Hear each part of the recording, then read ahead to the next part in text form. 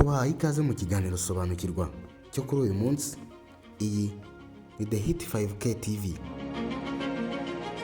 Isi yose ihanze amaso ibya Iran na Amerika, iribaza itese biracura iki? Intambara hagati ya Iran na Leta Zunze Ubumwe za Amerika yatangiye kera cyane.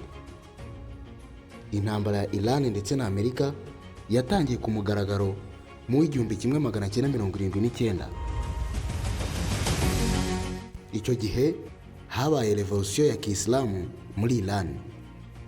Iyi revolution yakuyeho ubutegetsi bwa Shah wari ushyigikiwe na Amerika, bigakurikirwa no gufata abakozi ba ambasade ya Amerika nk'imfungwa.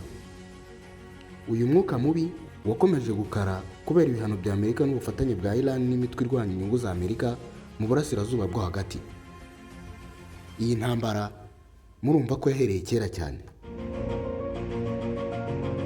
Mu 1953 Amerika ndetse n'Ubwongereza, United Kingdom, bateguye kudeta, hanyuma bagarura Shah ku butegetsi, bwatumye Iran bayigiraho urwango.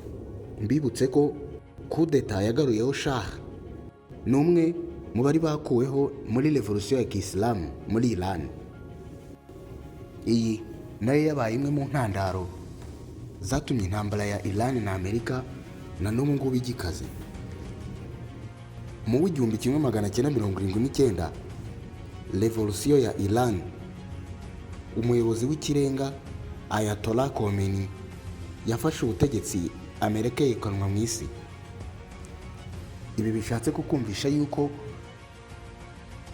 uyu muyobozi w'ikirenga wa Iran Ayatollah akimara kujya ku butegetsi yahise yirukana icyitwa umunyamerika cyose muri Iran, ndetse bimwe mu bintu babonaga bakiri muri icyo gihugu nabyo babikurirwaho. Iyi nayo ni imwe mu ntandaro zatumye Amerika ikomeza guhangana na Iran, ndetse intambara ikomeza gututumba kugeza na n'uyu munsi. Indi mpamvu dukesha imbuga nkoranyambaga zitandukanye itwereka ko mu 1979 kugeza mu 1981 habayeho gufatwa kw'abakozi ba ambasade ya Amerika. Aba bakozi bafashwe muri rya tegeko revolution ya Iran yari iyobowe na Ayatollah Khomeini, umugaba wabo w'ikirenga. Agifata ubutegetsi yahise ategeka ko abakozi bose ba ambasade ya Amerika bari muri Iran bafungwa. Aba bakozi bose bafunzwe iminsi 444 i Tehran muri Iran. Birumvikana ko iyi nayo yabaye intandaro kuko Amerika yarakaye igashaka kwihorera kuba abakozi bayo ba ambasade bafunzwe igihe kingana gutya. Abahanga mu by'imibare muri kumva ubwo iyo minsi muyikarikiye mu mezi. Umuntu utabibasha yakwihangana akabaza na AI, yarabyoroheje. Wabaza Claude AI, ChatGPT cyangwa se Grok AI. Dukomeje, umwuka mubi w'ikubitiro watangiye kuva muri 2020 kugera mu 2026.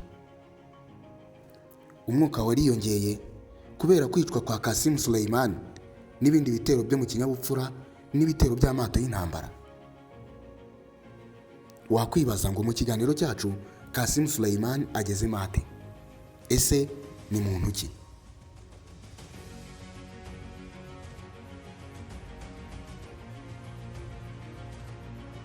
Qasem Soleimani yavutse mu mwaka w'1957 yitaba Imana mu 2020. Uyu yari umujenerali w'ikirenga muri Iran. Yari umuyobozi mukuru w'igisirikare cya Iran, Iranian Major General. Uyu yaravugaga rikijyana. Uyu Qasem Soleimani yari afite ijambo rikomeye mu gisirikare cy'igihugu cye. Akaba yari umuyobozi w'umutwe wa Quds Force muri Islamic Revolutionary Guard Corps IRGC kuva mu 1998 kugeza apfuye mu 2020. Qasem Soleimani wakwibaza ngo yishwe ate, yapfuye ate, byagenze bite? Qasim Soleimani yishwe kuwa 3 Mutarama 2020 azize igitero cya drone strike cyategetswe na perezida wari icyo gihe wa Amerika Donald J. Trump hafi y'ikibuga cy'indege cya Baghdad muri Iraq.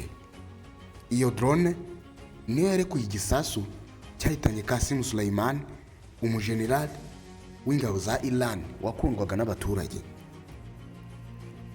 Mu mateka ya Qasim Soleimani tunyuzemo gakeya, yari umunyabwenge mu ntambara aho yagize uruhare mu ntambara yo muri Syria afashe ubutegetsi bwa Bashar al-Assad no kurwanya umutwe wa Islamic State ISIS muri Iraq.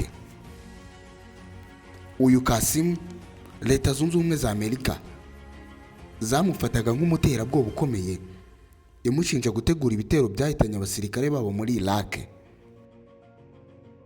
Muri make, Qasim Soleimani yari mastermind cyangwa umutegurabikorwa w'imigambi ya gisirikare n'itumanaho rya Iran. Mu burasirazuba bwo hagati akaba yari icyamamare muri Iran n'umwanzi ukomeye wa Amerika. Batanavuga rumwe na Iran, ndetse yari n'umwanzi ukomeye w'abatavuga rumwe na Iran. General Soleimani Qasim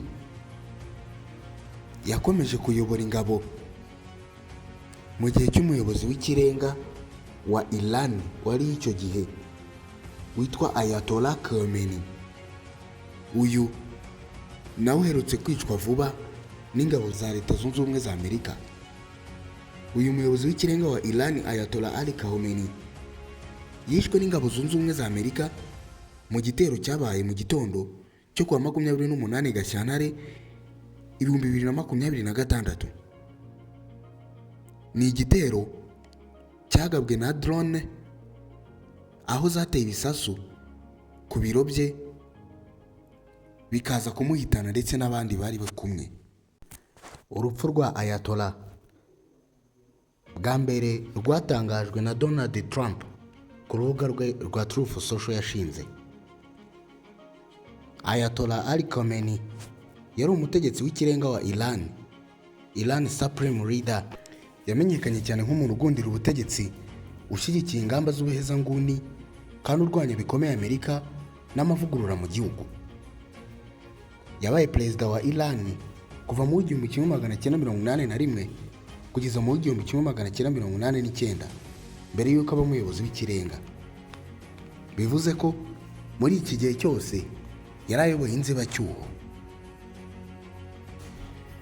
Mbere y'impinduramatwara y'igihumbi 1979 yatawe muri yombi inshuro 6 n'ubutegetsi bwa Shah bwamurwanyaga, ndetse muri izi nshuro 6 yafunzwe yakorerwa yicarubozo.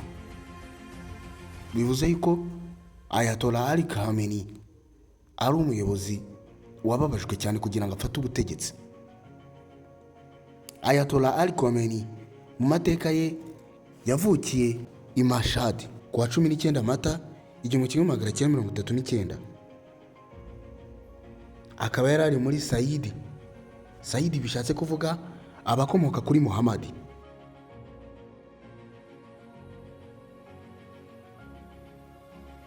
Intambara ubirimo kujya mbere, ibihugu byose bihanze amaso, ndetse ibikoresho ingabo zo mu kirere zimwe na zimwe zarabihagaritse kugira ngo iyi ntambara itazabigiraho ingaruka. Leta Zunze Ubumwe z'Abarabu nazo zafunze ikirere cyazo kugira ngo iyi ntambara ya Amerika ndetse na Iran itaza kubagiraho ingaruka. Ku musozo w'iki kiganiro ntitwabura kubibutsa yuko mwadukorera subscribe for more tips. Nge ndishimwe Jire Haguma. Iki ni ikiganiro sobanukirwa gitambuka kuri The Hit 5K TV na Ish Nova TV. Ndabashimiye.